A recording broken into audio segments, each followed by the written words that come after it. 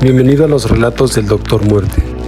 El día de hoy te presentaremos la historia de Abdel Latif Sharif, el chacal de Ciudad Juárez.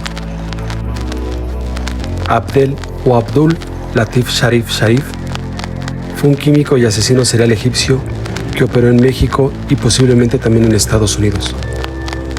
Fue conocido como el Destripador, el Depredador o el Chacal de Ciudad Juárez. Su nombre tomó relevancia al ser acusado en 1995 de ser el responsable de 20 feminicidios en Ciudad Juárez, aunque solo fue procesado y condenado por uno. Sharif era un asesino organizado, nómada, hedonista y motivado por compulsión sexual y depredador sexual. Sharif nació en el seno de una familia musulmana en Egipto. Fue hijo único. Durante su infancia sufrió de constantes abusos sexuales por parte de su padre y varios familiares varones. Quedaría huérfano de madre siendo un niño. Su padre se oponía a que él asistiera a la escuela. Sin embargo, siempre mostró alta inteligencia. Adiestraba palomas mensajeras y pescaba en el río. A los 12 años su padre convino su matrimonio con su prima de 10 años. 3 años después, Sharif se retractaría de su promesa de matrimonio para poder viajar a los Estados Unidos. Sin embargo, esto no fue del agrado de su familia, por lo cual una de sus tías le lanzó un maleficio. Estudiaría ingeniería química en la Universidad del Cairo, donde alcanzaría un promedio espectacular de 9.9. Fue maestro de preparatoria y de una universidad. Después de haber viajado a la Unión Soviética, se fue a Nueva York, donde por su alta inteligencia pudo encontrar trabajo en empresas de petroquímicos, cosméticos, pinturas y tratadores de piel. Era el profesional atractivo, exitoso y joven. Las mujeres se convirtieron rápidamente en una de sus obsesiones. Durante sus 21 años de estancia en Estados Unidos, se casó 2 veces y tuvo 5 compañeras sentimentales con las que convivió a largos periodos. Emigró legalmente a Estados Unidos en 1970, llegando a Nueva York, en donde comenzó a trabajar. Estuvo en un mismo empleo durante 8 años, cuando en 1978 fue despedido a causa de sus problemas con el alcohol. Entonces se traslada a Pensilvania, donde vivió durante 3 años. En 1981 se muda a Florida, empleado de la empresa Cercoa Inc. Durante este tiempo se suscitan las primeras agresiones sexuales de Sharif. En 1982 contrae matrimonio y se divorcia, tras un breve lapso después de haber golpeado a su esposa. Sharif era un químico destacado. De hecho, durante su estancia en libertad en México se mantuvo de las patentes de varios procesos petroquímicos que él había inventado. Según la versión oficial, Sharif era un promiscuo, alcohólico y pedófilo. Cuentan que solía torturar a animales moribundos durante sus expediciones de caza y que coleccionaba ropa de niña. Cabe destacar que según otras fuentes, esta caracterización de Sharif fue un invento de la Fiscalía para hacer creíble las imputaciones en su contra. La primera supuesta agresión sexual de Abdul, que se conoce, ocurrió el 2 de mayo de 1981, en Palm Beach, Florida, cuando con engaños le había prometido un empleo como ama de llaves a una mujer, la cual llevó a su casa, la secuestró, golpeó y violó repetidas ocasiones. Posteriormente simplemente la dejó ir. La defensa de Sharif fue financiada por su empresa Cercoa Inc., bajo el alegato de que fue un encuentro consensual. Sharif solo enfrentó cargos por agresión y no por violación y privación de la libertad, por lo cual sale en libertad condicional.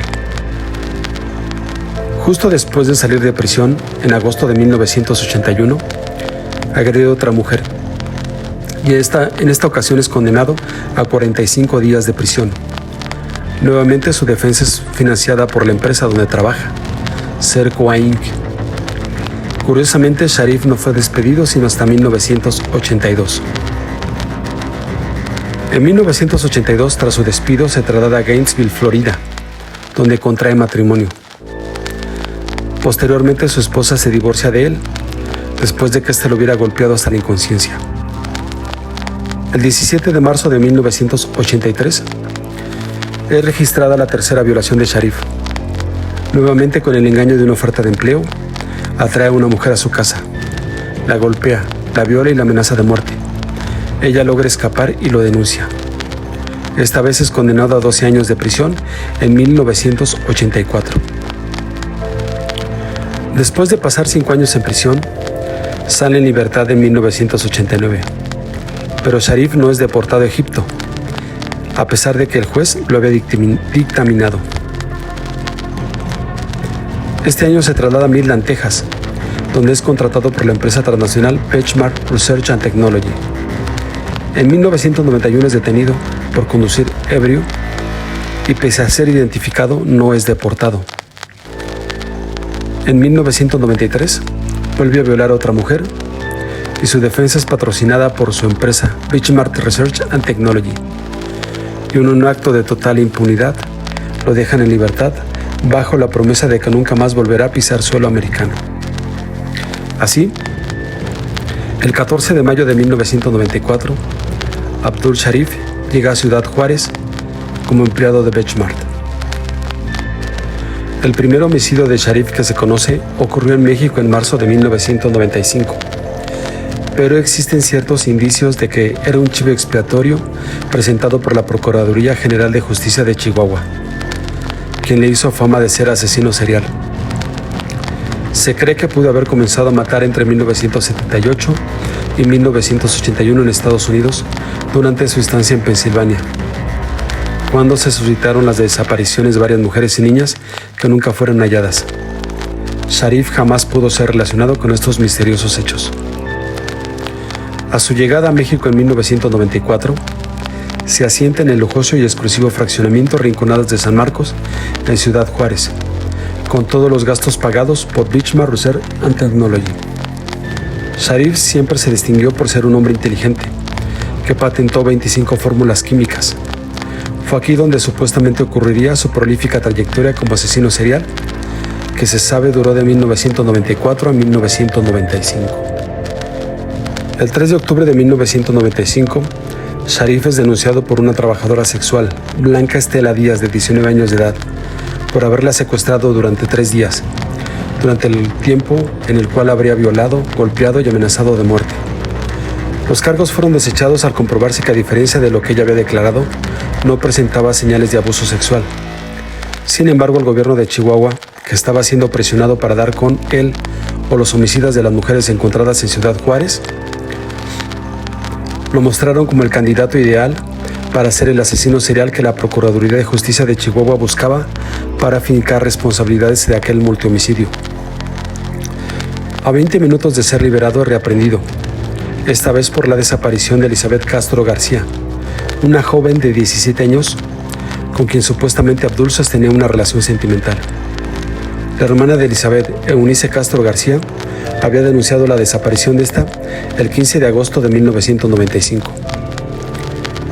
El cadáver de una mujer que parecía corresponder al de Elizabeth fue encontrado sepultado en el desierto de Lote Bravo, pero la investigación dio un vuelco total cuando se comprobó que el cuerpo no pertenecía a Castro. De hecho, se localizó a Elizabeth Castro viva, sino a otra mujer desaparecida en marzo de 1995, Silvia Rivera Salas. Según algunos testigos, Silvia había sido levantada o secuestrada por 2 sujetos en una camioneta. Sin embargo, Sharif fue declarado culpable y condenado a 30 años de prisión por la muerte de Silvia Rivera. Y se le abrió también un nuevo proceso penal que lo acusaba del asesinato de otras 17 mujeres. Curiosamente, el egipcio estaba en prisión y los cadáveres de mujeres violadas y estranguladas continuaban apareciendo en distintas zonas de Ciudad Juárez. La autoridad vendió la imagen de Sharif a la prensa como el de un psicópata, asesino, violador de mujeres que controlaba los asesinatos desde la cárcel.